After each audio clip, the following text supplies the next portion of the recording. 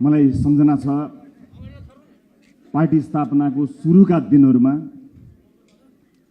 हाम्रो कुरा सुन्न आउने मानिसहरूको संख्या पनि यति पुर्याउन गाह्रो हुन्थ्यो। तर आज त्यति संख्यामा त हामी हाम्रा सांसदहरू सहित आज कार्यक्रम गरिरहेका छौँ। विश्वास त थियो, किनकि जनताको आँखाबाट कहिले पनि आफ्नो आँखा पर पुर्याइएन, जनताको आँगनबाट कहिले पनि टाढा भइएन। आकाशमा जति उडे पनि जमिनमा एउटा खुट्टा जहिले पनि रहिरहन्थ्यो।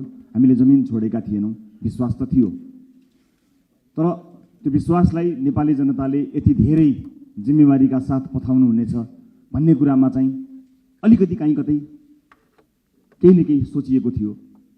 तर थाहा चाहिँ के थियो भने यो देश परिवर्तन चाहन्छ, मुलुकले परिवर्तन खोजेको छ र मुलुकले र जनताले परिवर्तन चाहेपछि दुनियाँको कुनै पनि शक्तिले त्यसलाई रोक्न सक्दैन। मात्र सही समूह, सही नेतृत्व मात्र चाहिन्छ।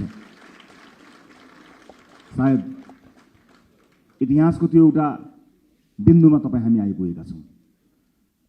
आज म धेरै केही भन्नुभन्दा पनि तपाईँहरूलाई एउटा जिम्मेवारी महसुस गराउनको निमित्त यहाँ खडा भएको छु। गर्वका साथ खडा भएको छु। गर्वका साथ हामी भन्न सक्दछौँ कि हो, नेपाली जनताले हामीमाथि इतिहासमा कसैलाई नगरेको विश्वास गरेका छन्। यस मानेमा रासपा परिवारको अभिभावक हुनुमा मलाई गर्व छ। पार्टीका उपसभापतिज्यूहरू, महामन्त्रीज्यू, केन्द्रीय सदस्यज्यूहरू, नवनिर्वाचित प्रतिनिधि सभाका सदस्यज्यूहरू, शुभचिन्तक, पार्टी परिवारका विभिन्न तह र तबकामा रहनुभएका साथीहरू र सञ्चार माध्यम मार्फत संसारभरि हाम्रा कुरा फैलाउनको निमित्त उपस्थित आदरणीय दाजुभाइ दिदीबहिनीहरू, यो अभिमुखीकरण कार्यक्रम वास्तवमा यो क्लोज क्याम्प जस्तो एउटा भित्र नै हामीले नै हाम्रा सांसदहरू बिचमा गरिने कार्यक्रम भए तापनि यो सम्बोधनलाई सञ्चारकर्मी साथीहरूको माध्यमबाट संसारभरि पुर्याउने निर्णय भएको हुनाले म हुन त लुकाउनु पर्ने कुरा हाम्रो के नै छ र, पारदर्शिता राजनीतिको सबैभन्दा महत्त्वपूर्ण कडी हो। त्यही पारदर्शितामा उभिएर म तपाईँहरूलाई केही तिता मिठा कुरा बताउन गइरहेको छु। सधैँ मिठा कुरा गर्न पनि सकिँदैन, सधैँ तितो कुरो गरेर पनि हुँदैन। तर आज तिता र मिठा कुरा गरौँ। म छोटो धेरै लामो सम्बोधन गर्दिनँ। पहिलो कुरा त प्रशस्त पानी पिउनु होला यो र कहीँ जाँदाखेरि लामो समयसम्म शौचालय जान नरोक्नु होला। म चाहिँ एउटा युरिन इन्फेक्सनबाट चाहिँ ग्रसित भएँ भर्खरै। पानी कम पिउने, चुनावी दौडमा चाहिँ टोयलेट जानु पर्ला भनेर रोक्ने क्रियाकलापले गर्दा मलाई अलिकति स्वास्थ्यमा अलिकति होइन अलिक बढी नै असर गरेको थियो। तर अब अहिले म त्यसबाट बाहिर निस्किने क्रममा छु। चुनावी क्रममा दौडिनुभएका साथीहरूको अनुहार हेरिरहेको छु। सबैको खटाई तपाईँहरूको अनुहारले देखाएको छ। तर तपाईँहरूको अनुहार सधैँ यस्तै हुनुपर्छ। जनतासँग सधैँ भिजेको, असिन पसिन भएको, जनतासँग सधैँ गाँसिएको। नेतृत्व र जनताको बिचमा एउटा ठुलो पर्खाल छ। कयौँ नेताहरूसँग जनता नजिक हुनै चाहँदैनन्, किनकि उनीहरूलाई यो आफ्नो मान्छे हो भन्ने नै लाग्दैन। आज घर घरमा नमस्कार गरेर हामी पुगेका छौँ, भोलि तिमीले गरेको नमस्कार पनि नफर्काउने ठाउँमा तपाईँ हामी पुग्न सक्छौँ। होसियार, त्यो होइन। त्यस्तो नेतृत्व जनताले खोजेका होइनन्। आज तपाईँहरूले खुसियाली मनाउनु भएको छ।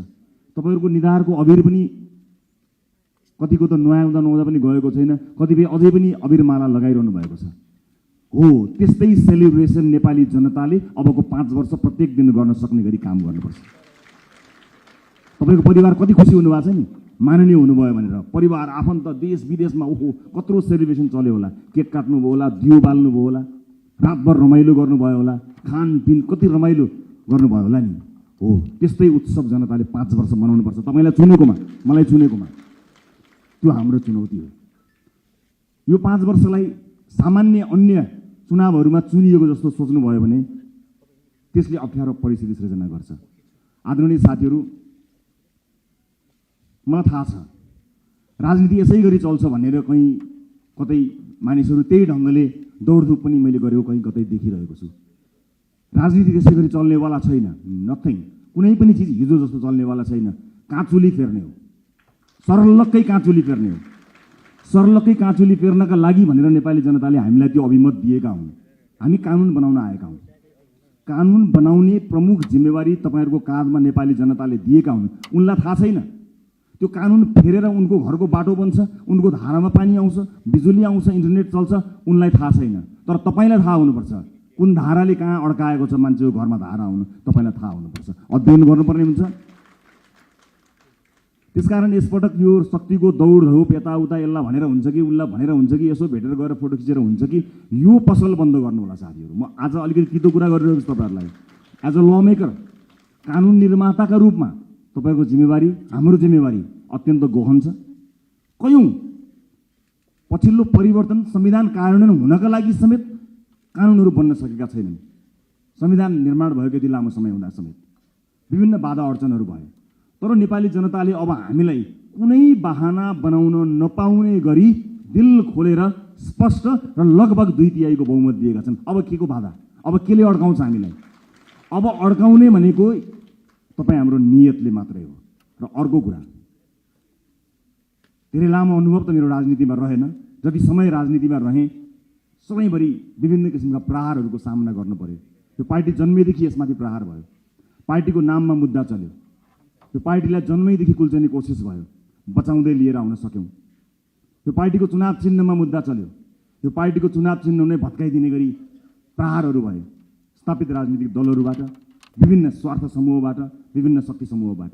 जोगाएर ल्यायौँ हामीले घण्टी बचायौँ, किनकि नेपाली जनताको लागि घण्टी बचाउनु पर्थ्यो, घण्टी बजाउनु पर्थ्यो। सजिलो थिएन। यो देशका सम्पूर्ण शक्तिहरू एक ठाउँमा उभिँदा पनि हामीले खुट्टा कमाएनौँ, हामी डराएनौँ, हामी हल्लिएनौँ, किनकि हामीलाई नागरिकको चेतनामाथि विश्वास थियो। एकपटक चुनाव त आओस् न अनि हामी देखाइदिन्छौँ भनेर हामीले 84 कोरेका थियौँ। नागरिकले सबै हेरेका हुन्छन्, हरेक गतिविधि जनताले हेरेका हुन्छन्। जनताको चेतनालाई कसैले चुनौती दिन्छन्, जनता नै खराब भयो कि भनेर चुनौती दिन्छन्। होइन, यदि त्यस्तो हुन्थ्यो भने अघिल्लो चुनावमा हामीलाई 20-21 सिट होइन, एकैपटक 2/3 दिन सक्थ्यो जनताले।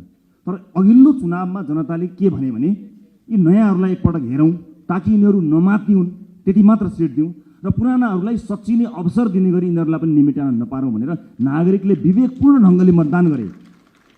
तर नागरिकको त्यो विवेकलाई 2/3 पाएको सरकारले चुनौती दियो।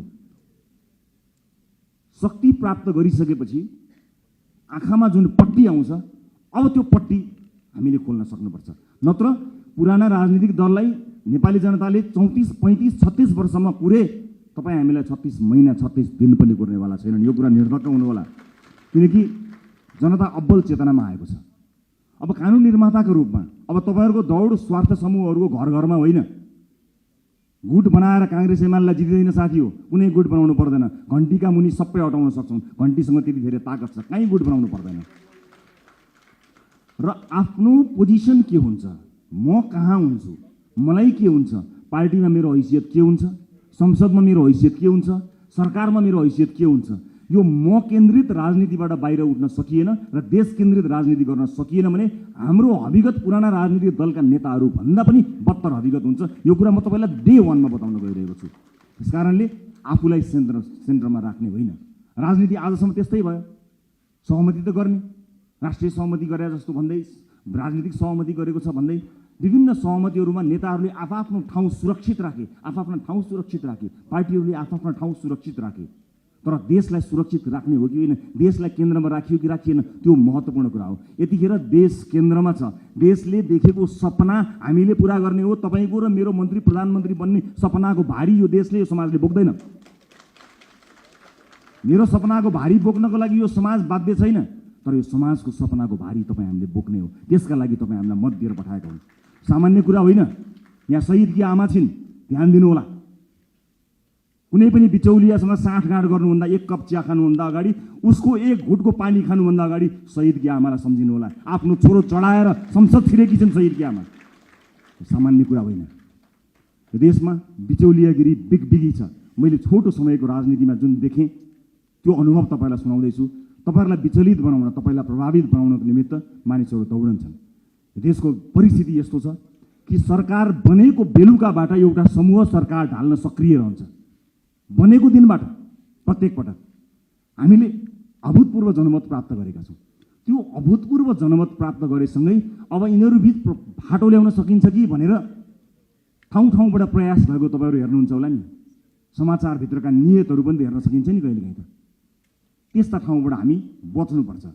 हामीलाई फुटाउने, हामीलाई गिराउने, हामीलाई गरज गराउनेहरूको बिगबिगी छ। हामी विरुद्ध पनि त धेरै मत आएको छ नि, लाखौँ भोट छ नि जसले हामीलाई भोट दिएनन्। अन्य विभिन्न नेताहरू छन्। प्रतिपक्षीको कमी रहँदैन, विरोधीहरूको कमी रहँदैन। फरक यति हो कि हामी कति बलियो छौँ। आफू बलियो हुनुपर्छ, अरूलाई दोष लगाएर अर्काले फुटायो, अर्काले शक्ति गर्यो, विदेशीको चाल, उसको चाल, यसको चाल, यस्ता शब्दहरूलाई अब हामीले मेटाउनुपर्छ। यो कसैको चाल होइन। हामी मिल्न सकेनौँ भने, हामी स्वार्थको बन्दी बन्यौँ भने मात्रै समस्या पर्ने हो। विभिन्न राजनीतिक पृष्ठभूमिबाट रासोपा आउनुभएका साथीहरूलाई मेरो स्वागत छ। तपाईँहरूले कहीँ कतै हेजिटेसन भन्छ नि, कहीँ कतै तपाईँले लघुतावास राख्नै पर्दैन।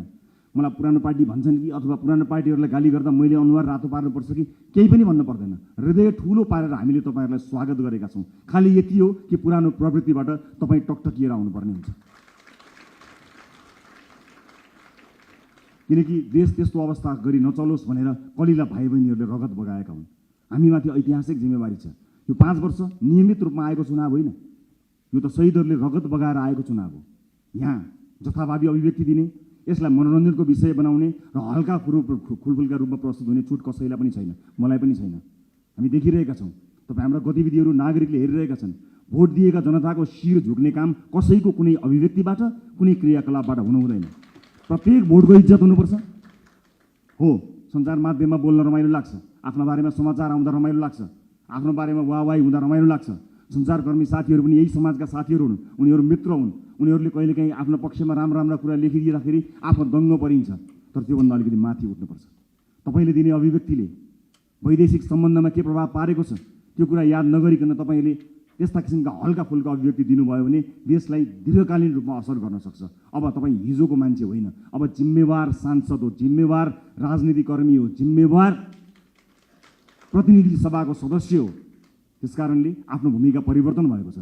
होइन जो कोहीलाई अझै पनि म अभियन्तै हुँ भन्ने लाग्छ, अझै पनि पुरानो पेसाकर्मी हुँ जस्तो लाग्छ, जो कोहीलाई म हिजोकै जस्तै भनौँ न यति जिम्मेवार नभए पनि सार्वजनिक अभिव्यक्ति जस्तो दिन्थे त्यस्तै दिन्छु भन्ने जस्तो लाग्छ भने you are more than welcome to live this hall. तपाईँहरू सांसदको भूमिकाबाट बाहिर जान सक्नुहुन्छ, केही पनि फरक पर्दैन। तर होइन, अब म जिम्मेवार हुँ, अब मेरो भूमिका फेरिएको छ। यो देशका कानुनहरू मैले फेर्नुपर्नेछ, कानुनहरूमा संशोधन ल्याउनु पर्नेछ, नयाँ कानुनहरू ल्याउनु पर्नेछ। मलाई मत दिएका जनताको घर घरमा खुसियाली आउनु पर्नेछ र मलाई मत दिएका जनताको चुलो बोल्नु पर्नेछ। मलाई मत दिएका जनतालाई प्रभाव पर्नुपर्नेछ। उनीहरूले मैले जस्तै अस्पतालमा उपचार गर्न जाँदा बेड पाउनुपर्छ, कसैको सोर्स बिना भन्ने कुराको म अफसोस तपाईँलाई हुनुपर्छ। म तपाईँहरू अनुरोध गर्न चाहन्छु, सक्नुहुन्छ भने सकेसम्म आफूलाई सरकारी अस्पतालमा उपचार गराउनुहोस्। सक्नु भएन, इमर्जेन्सीको बेलामा मैले भनेको छैन, सक्नुहुन्छ सरकारी अस्पतालमा आफूलाई उपचार गराउनुहोस्। सरकारी सेवालाई चुस्त बनाउने हो। जनताका छोराछोरीहरूलाई जुन अप्ठ्यारो पर्छ तपाईँले मात्र सुविधा प्राप्त गर्नु त्यो जायज होइन। सक्नुहुन्छ भने म बाध्यताकारी तपाईँलाई भन्दिनँ, महसुस गर्न सक्नुपर्छ। र अर्को महत्त्वपूर्ण कुरा म यहाँलाई बताउँछु, रासोपा स्थापना भएको 3.5-4 वर्ष पनि भएको छैन। यसबीचमा हामी विभिन्न पृष्ठभूमिका साथीहरू जोडिएका छौँ। रासोपाभित्र देशको अनुहार छ। अहिले जोडिएका साथीहरू यो देशको अनुहार, यही समाजबाट हामीले प्राप्त गरेका अनुहारहरू हौँ। हामीभित्र कसैको विवाद पनि होला, कसैको उच्च छवि पनि होला, कसैको सामान्य किसिमको सार्वजनिक जीवन होला, कसैको उच्च किसिमको सार्वजनिक जीवन होला।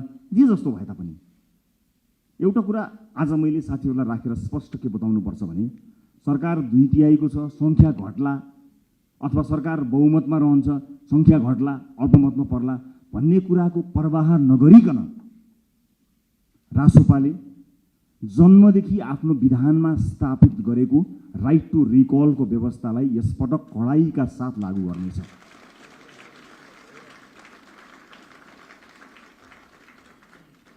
एउटा स्वतन्त्रता हुन्छ, एउटा अनुशासन हुन्छ, एउटा फ्रिडम र एउटा डिसिप्लिन।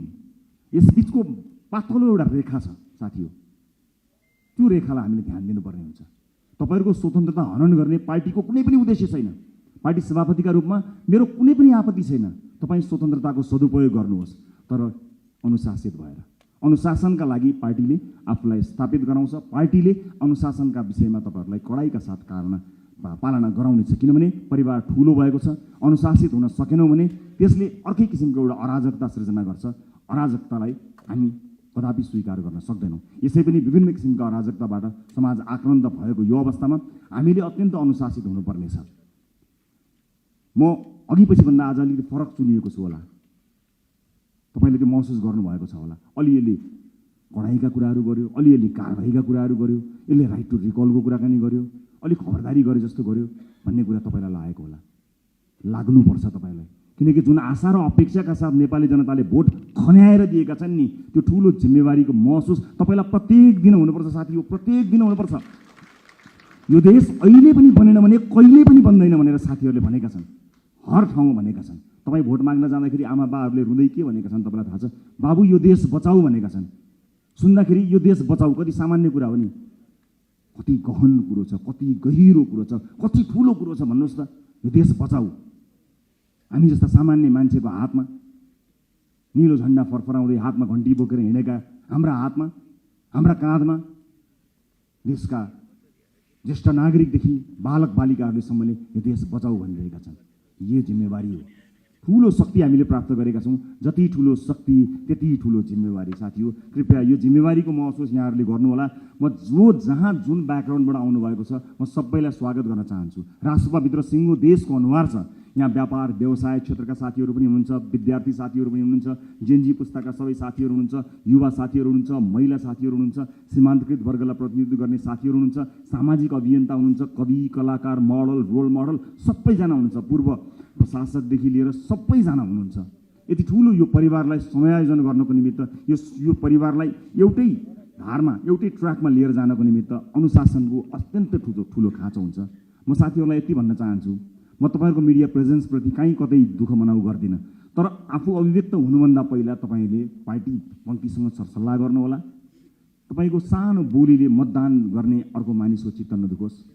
तपाईँको सानो अभिव्यक्तिले देशका महत्त्वपूर्ण सम्बन्धहरूमा आँच नपुर्याओस्।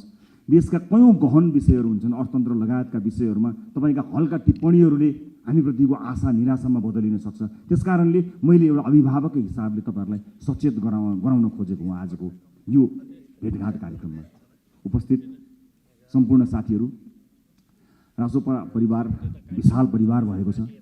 यो सँगसँगै नेपाली नागरिकले हामीलाई ठुलो अभिमत दिनुभएको छ। यसको जगेर्ना गर्नु तपाईँ हाम्रो कर्तव्य हो। अब संसदको सेसन चलेभन्दा बाहेक तपाईँहरूको भेट जनतासँग हुनुपर्नेछ। आफ्नो निर्वाचन क्षेत्रमा निरन्तर खट्नुहोला। तपाईँको निर्वाचन क्षेत्रमा कुनै पनि मान्छेले दुःख पायो भने त्यसको सम्पूर्ण जिम्मेवारी तपाईँको हुनेछ, किनकि तपाईँलाई उसले जिताएर पठाएको हो, आफूले सुख पाउँछु भनेर पठाएको हो, तपाईँलाई सुख दिन होइन, तपाईँका माध्यमबाट मैले र मेरो परिवारले सुख पाउँछ होला भनेर तपाईँलाई भोट दिएर पठाएको। त्यसकारणले ठुला ठुला हल या ठुला ठुला विदेशी कार्यक्रमहरूको सेमिनारमा होइन, ती गाउँ टोल बस्ती चिया चौतारोहरूमा आफ्ना सांसदहरूलाई देख्न चाहन्छु। हामी सांसद भयौँ भन्दैमा त्यो सांसद भएको ब्याचले या त्यो सर्टिफिकेटले एकाएक ज्ञान दिने होइन, अध्ययनको आवश्यकता पर्छ, ज्ञानको आवश्यकता पर्छ। र अब शक्तिशाली भएँ भनेर आफ्नो चालचलन आफ्नो व्यवहारै परिवर्तन गर्ने कयौँ साथीहरू पनि मैले देखेको छु। त्यसमा विशेष ध्यान दिनु होला। नागरिकसँग सबै नजिक रहनु होला। चुनाव त फेरि पनि आउँछ, त्यतिखेर हामीले भनेका छौँ, यसपटक हामीले इतिहास रच्ने कोसिस गरेका छौँ। हामीले नागरिकसँग करार गरेका छौँ। नागरिक हामीलाई भोट हाल्न तयार थिए, तर पनि हामीले अतिरिक्त प्रतिबद्धता किन गऱ्यौँ भने हामी कमिटेड छौँ, यसपटक परिवर्तन गरेरै छान्ने हो, यसपटक काँचुली फेरेरै छान्ने हो भनेर हामीले नागरिकसँग करार गरेका छौँ। त्यो करारका अक्षर अक्षर पढ्नु होला। र तपाईँहरूमध्ये कोही यहीँ भएकै हलहरूमध्ये नै कोही न कोही मन्त्रालय सम्हाल्ने साथीहरू हुनुहुन्छ, तर कृपया मन्त्री बनाइदिनुहोस् भनेर या मिडिया ट्रायलमा म फलानु मन्त्री भनेर त्यस्तो चिजलाई बन्द गरिदिनु होला। किनभने अहिलेसम्म केही पनि थाहा छैन। पार्टीले क्याबिनेटमा कसलाई पठाउँछ भन्ने कुराको निर्णय आज यतिखेर तपाईँसँग उभिँदासम्म हामीले गरेका छैनौँ। पार्टीले सही निर्णय गर्छ। कसैलाई तपाईँले भन्नु पर्दैन, हामीलाई थाहा छ, तपाईँहरूको विज्ञता थाहा छ, तपाईँहरूको क्षमता थाहा छ। कयौँ साथीहरू देखिए गर्नुहुन्छ, कयौँ साथीहरू छेकिए गर्नुहुन्छ। पार्टीले छेकिएका साथीलाई पनि हेरिरहेको छ।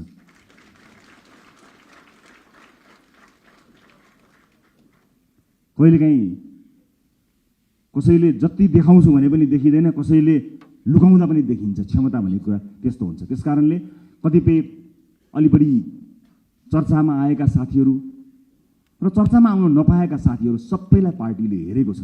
कयौँ विषयका विज्ञ साथीहरू हुनुहुन्छ। म सञ्चारकर्मी साथीहरूलाई के पनि अनुरोध गर्न चाहन्छु भने सार्वजनिक चासो र सार्वजनिक छविमा आइसकेका भन्दा पनि राजसभाभित्रका 101 विज्ञ साथीहरू यो हलभित्र हुनुहुन्छ।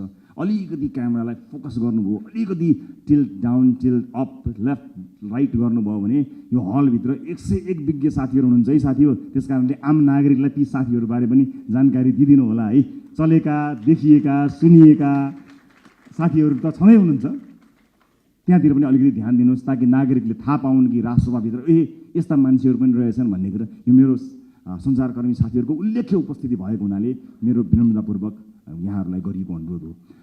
अब म लगभग आफ्नो भनाइको अन्त्यतिर आएको छु। उपस्थित साथीहरू, चुनावमा हामीले अत्यन्त दुःख गऱ्यौँ, तपाईँहरूले मेहनत गर्नुभयो, परिश्रम गर्नुभयो। केही नयाँ साथीहरू, केही पुराना साथीहरू पनि चुनिएर आउनुभएको छ। अधिकांश धेरै सांसदका रूपमा नयाँ साथीहरू आउनुभएको छ। स्वाभाविक रूपमा के होला, कसो होला, कस्तो होला भन्ने कुरा तपाईँलाई लागेकै हुनुपर्दछ। चुनावका बेलामा जुन मेहनत तपाईँले गर्नुभयो त्यो खटाइका हिसाबले त्यो मेहनत सायद नपर्ला, तर सोचाइका हिसाबले, पढाइका हिसाबले, अध्ययनका हिसाबले, रिसर्चका हिसाबले त्योभन्दा कम मेहनत गरेर चाहिँ परिवर्तन आउन सक्दैन। त्यसकारणले तपाईँहरूको काँधमा अत्यन्तै ठुलो जिम्मेवारी आइपरेको छ। यसको महसुस गर्नुहोला। म फेरि पनि दोहोऱ्याएर भन्न चाहन्छु, संसारको कुनै पनि देशले बिरलै पाउने यो अवसर हामीले प्राप्त गरेका छौँ। आफ्नो देशको इतिहास आफ्नै हातले लेख्ने यो अवसर हामीले प्राप्त गरेका छौँ। भोट माग्दा हामीले आम जनतालाई के भनेका थियौँ भने यसपटक तपाईँले आफ्नो भाग्य आफ्नै हातले लेख्ने हो, इतिहास रच्ने हो 21 गते भनेर हामी सबैले भनेका हौँ। विभिन्न ठाउँमा विभिन्न साथीहरूसँग भेटघाट गर्दा म आफै पनि पुगेको र अब खतरामा पर्छ कि कहीँ कतै अलिकति अधिनायकवाद आउँछ कि जस्ता जुन शङ्का, भ्रम या आशंकाहरू कहीँ कतै भएको छ, म सबै चासो राख्ने, सरोकार राख्ने सबैलाई बताउन चाहन्छु कि मुलुक राम्रो हातमा छ। We will handle it with care. हामी यसलाई एकदमै केयरफुल्ली यो जनताले दिएको मतलाई अत्यन्त प्रेमका साथ, अत्यन्त सौहार्दका साथ, करुणाका साथ र अत्यन्त चनाखो भएर हामी काम गर्नेछौँ।